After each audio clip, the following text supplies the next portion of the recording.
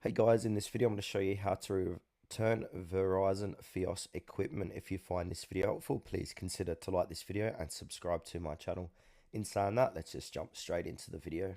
Alright, so returning your Verizon Fios equipment is pretty straightforward, but you need to make sure to follow the right steps so you don't get overcharged or charged for anything that you've forgotten to return. Now, in order to return the Fios equipment, I suggest going to your Verizon account online or check the email they sent you after cancelling or modifying your service. It will list which equipment needs to be returned, like setup boxes, routers, extenders, etc. So pretty much go to verizon.com and then sign in and then have a look at what you need to return inside your account or check your email. So pretty much you need to pack the equipment securely, so this includes everything that came with the device. For example, set-top boxes, power cords, remote controls, routers or extenders, cables. And here you can use the original packaging if you still have it to send it back, or you can use your own box, that doesn't matter. Then from there you need to choose a return method.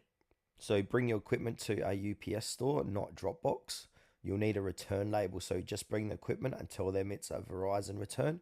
UPS will pack it and ship it for free. Then from there, make sure to keep your receipt and tracking number. This is proof if anything goes wrong. And you've got option 2 here, which is the Verizon store. So some corporate Verizon stores accept returns, but not all. So keep that in mind.